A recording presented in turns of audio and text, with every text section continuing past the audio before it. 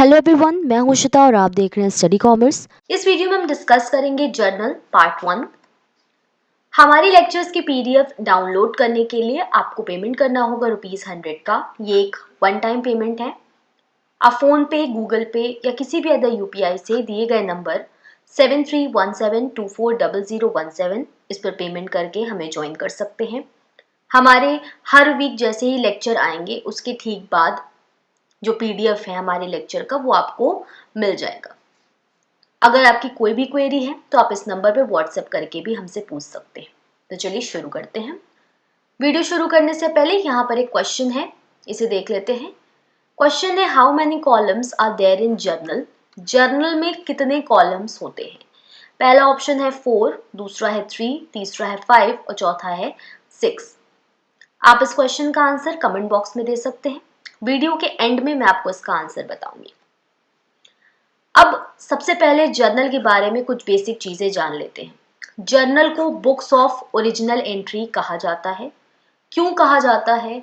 क्योंकि जो भी ट्रांजैक्शंस होते हैं वो सबसे पहली बार फर्स्ट टाइम जर्नल में रिकॉर्ड किए जाते हैं।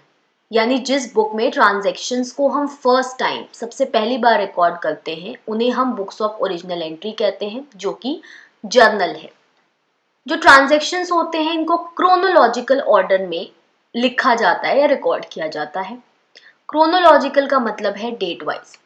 कोई भी किसी भी दिन का ट्रांजैक्शन कहीं भी रिकॉर्ड नहीं किया जाता है, बल्कि डेट वाइज क्रोनोलॉजिकली रिकॉर्ड किया जाता है। जर्नल का सब डिवीजन भी किया जा सकता है सब जर्नल्स में, यानी जर्नल को हम कई और भागों में डिवाइड कर सकते हैं। इन सब जर्नल्स को स्पेशल पर्पस सब्सिडियरी बुक के नाम से जाना जाता है, या फिर इन्हें भी बुक्स ऑफ ओरिजिनल एंट्री कहा जाता है। जब स्पेशल पर्पस बुक बनाई जाती है तो उन्हें बुक्स ऑफ ओरिजिनल एंट्री इसलिए कहा जाता है क्योंकि जर्नल के अलावा इन बुक्स को बनाया जा रहा है। सब जर्नल्स या फिर स्पेशल सब्सिडियरी बुक कौन कौन से हो सकते हैं? तो कैश बुक हो सकती है, purchase book, sales book, bills receivable, bills payable, purchase return, sales return, journal proper, ये सारे क्या होते हैं? स्पेशल पर्पस सब्सिडियरी बुक्स होते हैं। अब इन्हें बुक्स ऑफ ओरिजिनल एंट्री इसलिए कहा जाता है क्योंकि जब कोई कंपनी स्पेशल सब्सिडियरी बुक्स बना रही है तो जब भी ट्रांजैक्शन होगा उनको क्या किया जाएगा? इन बुक्स में रिकॉर्ड किया जाएगा। फॉर एग्जाम्पल, अगर कैश में परचेज होती है तो उसको, कैश का ट्रांजैक्शन है तो हम उसे कैश बुक में दिखाएंगे। लेकिन अगर क्रेडिट पे परचेज की जा रही है, कोई भी चीज क्रेडिट पे परचेज की गई है, तो यहाँ चूंकि कैश इन्वॉल्व नहीं है तो इसे हम परचेज बुक की कैटेगरी में रखेंगे। तो जैसे ही ट्रांजैक्शन होगा उनको तभी इन बुक्स में रिकॉर्ड किया जा रहा है। इसीलिए इन स्पेशल पर्पस बुक्स को भी ओरिजिनल एंट्री या बुक्स ऑफ ओरिजिनल एंट्री कहा जाता है। हर ट्रांजैक्शन की सेपरेट सब्सिडियरी बुक होती है। इन बुक्स को बिजनेस की नीड्स एंड रिक्वायरमेंट के हिसाब से रखा जाता है। नीड्स एंड रिक्वायरमेंट का मतलब है, अगर स्मॉल बिजनेस है, छोटा बिजनेस है, तो बहुत ज़्यादा ट्रांजैक्शंस नहीं होंगे, यहाँ पे सिर्फ जर्नल मेंटेन करके काम किया जा सकता है। लेकिन अगर बड़ी इंटरप्राइज है तो वहाँ ट्रांजैक्शंस बहुत ज़्यादा होते हैं, बिजनेस बड़ा होता है, तो वहाँ पर स्पेशल सब्सिडियरी बुक्स आपको देखने को मिलती है। अब जर्नल में ट्रांजैक्शंस को रिकॉर्ड करने के पहले एक रफ बुक में रिकॉर्ड किया जा सकता है, जिसे मेमोरेंडम बुक या वेस्ट बुक के नाम से जाना जाता है। जब जर्नल बनाया जाता है तो वो एक प्रॉपर रिकॉर्ड होता है जिसमें सिस्टमैटिकली सारी चीज़ें लिखी होनी चाहिए। तो सिस्टमैटिकली चीज़ों को लिखने से पहले एक रफ वर्क तैयार किया जा सकता है वेस्ट बुक या मेमोरेंडम बुक में। अब कुछ फीचर्स या कैरेक्टरिस्टिक्स देख लेते हैं जर्नल के। पहला है, ट्रांजैक्शन को सबसे पहली बार रिकॉर्ड किया जाता है जैसे ही ट्रांजैक्शंस होते हैं। जैसे ही कोई ट्रांजैक्शन होगा उसको सबसे पहले जर्नल में रिकॉर्ड किया जाता है। अब इसी जर्नल से देख करके स्पेसिफिकली अलग अलग लेजर बनाया जाता है। जितने अकाउंट्स जर्नल में होते हैं उन सब अकाउंट्स का लेजर प्रिपेयर किया जाता है। थर्ड है, जर्नल क्या है? एक डेली रिकॉर्ड है। जैसा कि हमने कहा, रेगुलरली बेसिस पे जो ट्रांजैक्शंस हो रहे हैं उनको कहाँ रिकॉर्ड किया जाता है? तो जर्नल में। नेक्स्ट है, ट्रांजैक्शंस क्रोनोलॉजिकल ऑर्डर में रिकॉर्ड होते हैं, यानी कि डेट वाइज ट्रांजैक्शंस को रिकॉर्ड किया जाता है। नेक्स्ट है, प्रिंसिपल्स फॉलो किए जाते हैं डबल एंट्री सिस्टम के। डबल एंट्री सिस्टम में जो प्रिंसिपल्स बताए गए हैं आपको real account, personal account, nominal account के, उन्हीं आधारों पर डबल एंट्री सिस्टम के जो प्रिंसिपल्स हैं उसी आधार पर जर्नल को प्रिपेयर किया जाता है। नेक्स्ट एक ब्रीफ एक्सप्लेनेशन दिया जाता है जिसे नरेशन कहते हैं। जब भी जर्नल बनाया जाता है, जर्नल एंट्रीज पास की जाती हैं, तो उस जर्नल एंट्री में क्या स्पेसिफिकली है उसका एक ब्रीफ एक्सप्लेनेशन दिया जाता है जिसे नरेशन। इसके अलावा लास्ट आपको पॉइंट दिया है कि एक से ज़्यादा ट्रांजैक्शंस जिसमें 2 या 3 अकाउंट्स सम्मिलित हैं उनको एक साथ हम लिख सकते हैं जिसे हम कंपाउंड एंट्री कहते हैं। एक बहुत इंपॉर्टेंट चीज़ है यहाँ पे फॉर्मेट ऑफ जर्नल, बहुत इंपॉर्टेंट है ये। कई बार क्वेश्चन पूछा गया है कि जर्नल का फॉर्मेट कैसा होता है या उसमें कितने कॉलम्स होते हैं। तो सबसे पहले डेट होता है, इसके बाद पर्टिकुलर्स, फिर लेजर फोलियो होता है, इसके बाद अमाउंट डेबिट, अमाउंट क्रेडिट। यहाँ याद रखिएगा कि 5 कॉलम टोटल देखने को मिल रहे हैं। अब लेजर फोलियो क्या है, तो लेजर फोलियो आप कह सकते हैं एक तरीके से पेज नंबर है जहां पर ट्रांजैक्शन को लिखा गया है। इसके अलावा डेट है, जैसा कि हमने कहा डेट वाइज ट्रांजैक्शन रिकॉर्ड होते हैं तो सबसे पहले डेट लिखी जाएगी। पर्टिकुलर्स जो एंट्री है वो लिखा जाएगा और सीधे उसके बाद नीचे नरेशन लिखा जाता है। लेजर फोलियो है, फिर अमाउंट जो डेबिट किया जाएगा और अमाउंट जो क्रेडिट किया जाएगा। तो 5 यहाँ पर आपको देखने को मिल रहे हैं कॉलम्स। नेक्स्ट है स्टेप्स फॉर जर्नलाइजिंग, किस तरीके से जर्नलाइजिंग की जाती है। तो सबसे पहला काम है ट्रांजैक्शन एनालाइज करना कि कौन से 2 अकाउंट्स अफेक्टेड हैं। जैसा कि हमने कहा कि डबल एंट्री सिस्टम के प्रिंसिपल्स फॉलो हो रहे हैं, तो यहाँ पर डबल एंट्री सिस्टम में बताया गया कि एटलीस्ट 2 अकाउंट्स अफेक्टेड होंगे। तो सबसे पहले ये एनालाइज किया जाता है कि कौन से 2 अकाउंट अफेक्टेड होंगे। नेक्स्ट है आपको पर्सनल अकाउंट, अगर आप लिख रहे हैं, पर्सनल अकाउंट की बात अगर हो रही है तो वहां पर अकाउंट वर्ड को यूज करना जरूरी नहीं होता है। नेक्स्ट है जर्नल एंट्री करने के बाद हर एंट्री को सेपरेट करने के लिए एक लाइन बनाई जाती है। जो अगली एंट्री होगी और जो प्रीवियस एंट्री है उनको सेपरेट करने के लिए एक लाइन को हर एंट्री के बाद ड्रॉ किया जाता है। नेक्स्ट है कि हर पेज के एंड में जो डेबिट का अमाउंट होगा और जो क्रेडिट का अमाउंट होगा दोनों को क्या कर दिया जाता है, ऐड कर दिया जाता है। क्रेडिट अमाउंट, डेबिट अमाउंट दोनों को ऐड कर दिया जाएगा, टोटल कर दिया जाता है जो एंड होता है। इसके बाद इसको नेक्स्ट पेज पर, जब आप नेक्स्ट पेज पर एंट्री करेंगे तो इसको वहां पर कैरी फॉरवर्ड किया जाता है। यानी स्टार्टिंग में उसके बाद जो लास्ट पेज का टोटल होता है पहले डेबिट क्रेडिट में वो लिखा जाता है, तब आगे की एंट्रीज पास की जाती हैं।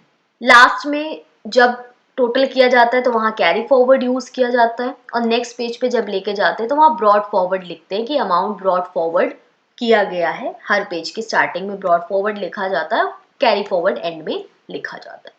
तो ये कुछ स्टेप्स हैं जो जर्नलाइजिंग में फॉलो किए जाते हैं कि कैसे कैसे आप स्टार्टिंग से एंड तक काम करेंगे। नेक्स्ट है रूल्स फॉर जर्नलाइजिंग। जर्नलाइजिंग का क्या रूल होगा, कैसे जर्नल एंट्रीज पास होंगी। तो सबसे पहले हमने बेसिकली पढ़ा है 2 तरीके के अकाउंट होते हैं, एक पर्सनल होता है, दूसरा इम्पर्सनल होता है। इम्पर्सनल को फर्दर 2 भाग में डिवाइड किया जाता है, एक रियल अकाउंट होता है, दूसरा आपका नॉमिनल अकाउंट होता है। अब रूल देख लेते हैं इन सब अकाउंट्स की क्या होती है। सबसे पहला है पर्सनल अकाउंट।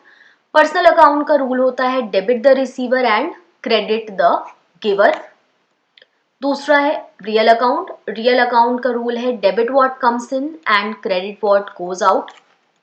और लास्ट है नॉमिनल अकाउंट। नॉमिनल अकाउंट में debit all losses and expenses, credit all incomes and gains. ये जो रूल है जर्नलाइजिंग का, इसे याद रखना बहुत इंपॉर्टेंट है क्योंकि इसी पर जो जर्नल एंट्रीज होती हैं इसी बेस पर पास की जाती हैं। इन अकाउंट्स के बारे में अगर आपको डिटेल जाननी है तो इसके ऊपर मैंने पहले एक वीडियो बनाया हुआ है, तो ऊपर आई बटन पे क्लिक करके आप उस वीडियो को देख सकते हैं। नेक्स्ट टॉपिक है यहाँ पे मीनिंग ऑफ गुड्स। गुड्स का, वस्तुओं का क्या मतलब होता है, यहाँ पे हम देखेंगे अकाउंटिंग पॉइंट ऑफ व्यू से। तो अकाउंटिंग पॉइंट ऑफ व्यू से गुड्स हम उन चीजों को कहेंगे जिनको हमने रीसेल के लिए परचेज किया हो। ऐसी चीजें जो रीसेल पर्पस से वापस से सेल करने के लिए परचेज की जाती हैं उन्हें हम गुड्स कहते हैं। और जब इन चीज़ों को परचेज किया जाता है तो वहाँ पे हम गुड्स अकाउंट इस वर्ड का इस्तेमाल नहीं करते हैं, बल्कि परचेजेस का इस्तेमाल करते हैं। अगर कहीं भी ट्रांजैक्शन ये हो रहा है goods purchase for cash, purchases account वहां पर डेबिट होगा और कैश अकाउंट क्रेडिट होगा। गुड्स अकाउंट इस शब्द का हम इस्तेमाल नहीं करते। दूसरी इंपॉर्टेंट बात यहाँ ये कि अगर हम कोई एसेट परचेज करते हैं तो अकाउंटिंग टर्मिनोलॉजी में या अकाउंटिंग पॉइंट ऑफ व्यू से उसे हम गुड्स की कैटेगरी में नहीं रखते हैं, क्योंकि हमने जो एसेट परचेज किया है वो रीसेल के लिए परचेज नहीं किया है। फॉर एग्जाम्पल ऑफिस फर्नीचर अगर आपने परचेज किया, ऑफिस फर्नीचर परचेज किया जा रहा है तो ये क्या है, ऑफिस में इस्तेमाल करने के लिए परचेज किया गया है, तो ये कंपनी के लिए क्या है, एक एसेट होगा, ना कि गुड्स, क्योंकि इसे हम रीसेल के लिए नहीं खरीद रहे हैं बल्कि सेल्फ कंजम्पशन के लिए एक बिजनेस खरीद रहा है। तो इसे गुड्स की कैटेगरी में नहीं रखा जाएगा क्योंकि इन्हें हम रीसेल नहीं करने वाले हैं। तो गुड्स हम उन्हीं चीजों को कहेंगे जिसे रीसेल करने के पर्पज से खरीदा गया हो। जैसे कोई क्लोथ मर्चेंट है, वो क्लोथ खरीदता है तो हम कह सकते हैं कि ये रीसेल पर्पज के लिए खरीदा गया, तो इसे हम गुड्स मानेंगे। क्लासिफिकेशन देख लेते हैं गुड्स अकाउंट का। जैसा कि मैंने आपको कहा गुड्स वर्ड का हम इस्तेमाल नहीं करते, तो कौन कौन से अकाउंट्स होते हैं गुड्स से रिलेटेड, इन्हें हम देख लेते हैं। पहला है परचेजेस अकाउंट। जब कोई गुड्स परचेज किया जाता है तो जैसा कि मैंने आपको कहा गुड्स अकाउंट वर्ड का इस्तेमाल ना करके परचेजेस अकाउंट वर्ड का इस्तेमाल किया जाता है। अगर गुड्स परचेज किया जाएगा तो परचेज अकाउंट को डेबिट करेंगे। दूसरा है सेल्स। अगर किसी गुड को सेल किया गया है तो सेल्स अकाउंट से क्रेडिट किया जाएगा। नेक्स्ट है परचेज रिटर्न। अगर आपने कोई गुड्स खरीदा है, अब आप उसे रिटर्न कर रहे हैं, तो इसे हम परचेज रिटर्न कहेंगे। परचेज अकाउंट चूंकि डेबिट हुआ था तो परचेज रिटर्न अकाउंट क्या हो जाएगा, क्रेडिट हो जाएगा। परचेज रिटर्न को रिटर्न आउटवर्ड नाम से भी जाना जाता है, इस बात को याद रखिएगा। रिटर्न आउटवर्ड का मतलब है कि आपने कुछ परचेज किया था, बाहर से मंगाया था, अब आप उसे वापस बाहर रिटर्न कर रहे हैं। नेक्स्ट है सेल्स रिटर्न अकाउंट। आपने कोई प्रोडक्ट सेल किया था, वो रिटर्न आ गया, सेल्स रिटर्न को हम डेबिट करेंगे। और सेल्स रिटर्न को रिटर्न इनवर्ड कहा जाता है। और नेक्स्ट है यहाँ पर स्टॉक अकाउंट। स्टॉक से रिलेटेड कोई ट्रांजेक्शन होगा तो यहाँ पर स्टॉक अकाउंट का यूज किया जाएगा। एक इलस्ट्रेशन देख लेते हैं इस क्वेश्चन को समझने के लिए। आपको कुछ ट्रांजेक्शन्स दिए गए हैं C R Ram and sons company के बारे में। यहाँ आप देख सकते हैं डेट वाइज ट्रांजेक्शन्स को रिकॉर्ड किया गया है, क्रोनोलॉजिकली रिकॉर्ड किया गया है। सबसे पहले 1 जनवरी को आप देख सकते हैं C R Ram and sons started business with cash. C R Ram and sons ने नया बिजनेस स्टार्ट किया कैश से, तो यहाँ पर आप देख सकते हैं कैश अकाउंट को डेबिट किया जाएगा और कैपिटल अकाउंट को क्रेडिट किया जाएगा। 50,000 आप देख सकते हैं डेबिट और क्रेडिट में दिया गया। ये आपका नरेशन है, एक स्मॉल ब्रीफ एक एक्सप्लेनेशन है कि कैश बिजनेस में लाया गया है एज कैपिटल। दूसरा 2 जनवरी को आप देख सकते हैं कैश में गुड्स को परचेज किया गया है 20,000 का। परचेजेस अकाउंट को डेबिट किया जाएगा टू कैश अकाउंट। 4 तारीख का ट्रांजैक्शन है जिसमें गुड्स को परचेज किया गया है सुभाष से। ट्रांजैक्शन जो आपका लिखा गया है वो है कि सुभाष से गुड्स को परचेज किया गया है, तो चूंकि हमने परचेज किया है सुभाष से, 2 वर्ड्स होंगे। अगर कैश का इस्तेमाल किया गया है ट्रांजैक्शन में तो वहां पे आप कैश अकाउंट की बात हो रही है, यानी जो ट्रांजैक्शन है वो कैश में किया गया है। लेकिन अगर किसी पर्सन का नाम लिया गया है कि किसी पर्सन से गुड्स को परचेज किया गया है, तो वहां पर आप ये समझिए कि वो क्रेडिट पे परचेज किया गया है, ना कि कैश पर। तो चूंकि क्रेडिट पे परचेज किया गया है तो परचेज अकाउंट सीधी बात है डेबिट होगा, लेकिन क्रेडिट पर है इसलिए कैश को हम क्रेडिट नहीं करेंगे, बल्कि जिस पर्सन से हमने गुड्स को खरीदा है उसको क्रेडिट में लिखेंगे। तो purchases account debit to Subhash 12,000 से यहाँ पर हो जाएगा। नेक्स्ट ट्रांजैक्शन है कैश में फर्नीचर को परचेज किया गया है, 6,000 का फर्नीचर परचेज किया गया है कैश में, तो यहाँ पर क्या होगा, फर्नीचर अकाउंट को डेबिट किया जाएगा। Furniture account will be debited to cash account. Next है cash paid to Subhash. Subhash को कैश पे किया गया है 8,000, तो यहाँ पर आप देख सकते हैं कैश का पेमेंट किसे किया गया है, सुभाष को, तो सुभाष को हम डेबिट करेंगे और कैश अकाउंट को क्रेडिट करेंगे। नेक्स्ट ट्रांजैक्शन है purchase goods from Ravi for cash. Ravi से गुड्स को खरीदा गया है, किसमें खरीदा गया है, कैश में खरीदा गया है। चूंकि गुड्स को कैश में खरीदा गया है तो परचेज अकाउंट को डेबिट करेंगे, कैश अकाउंट को क्रेडिट करेंगे 7,500 से। नेक्स्ट ट्रांजैक्शन 17 जनवरी का है, परचेज गुड्स फ्रॉम रवि। अब रवि से गुड्स को परचेज किया गया है, यानी यहाँ पर परचेजिंग कहाँ हो रही है, क्रेडिट में हो रही है। यहाँ कहीं भी कैश के बारे में नहीं कहा जा रहा है, तो क्रेडिट पे परचेज की गई है, तो यहाँ पर परचेज अकाउंट को डेबिट करेंगे, रवि अकाउंट को क्रेडिट कर दिया जाएगा 5000 से। नेक्स्ट क्वेश्चन है, मशीनरी खरीदी गई है कैश में 8000 रुपए की, तो मशीनरी अकाउंट को डेबिट करेंगे, कैश अकाउंट को क्रेडिट करेंगे 8000 रुपए से। लास्ट ट्रांजैक्शन आपको दिया गया है, रेंट का पेमेंट किया गया है, तो रेंट अकाउंट को डेबिट करेंगे और कैश अकाउंट को क्रेडिट करेंगे कि भाई हमने रेंट का पेमेंट किया है 400 रुपए। और यहाँ पे आप देख सकते हैं डेबिट का अमाउंट और क्रेडिट का अमाउंट टोटल कर दिया गया है। याद रखिएगा दोनों टोटल बराबर होना चाहिए। तो इस प्रकार से हम जर्नल एंट्रीज को पास करेंगे। वीडियो की स्टार्टिंग में मैंने आपसे एक क्वेश्चन पूछा था कि जर्नल में कितने कॉलम्स होते हैं। 4 ऑप्शन है आपके पास, 4, 3, 5, 6। करेक्ट ऑप्शन इसका होगा 5। हमने देखा कि जर्नल में 5 कॉलम होते हैं। पहला डेट होता है, दूसरा पर्टिकुलर होता है, तीसरा लेजर फोलियो होता है, चौथा अमाउंट डेबिट होता है और पांचवा क्या होता है, अमाउंट क्रेडिट। तो टोटल 5 कॉलम्स आपको देखने को मिलते हैं जर्नल के अंदर। तो इस वीडियो में हमने जर्नल के पार्ट 1 को डिस्कस किया। आने वाले वीडियोस में जर्नल से रिलेटेड और भी चीजें हम देखेंगे और भी कॉन्सेप्ट्स के बारे में हम स्टडी करेंगे। होपफुली ये टॉपिक आपको समझ में आया होगा। Thank you.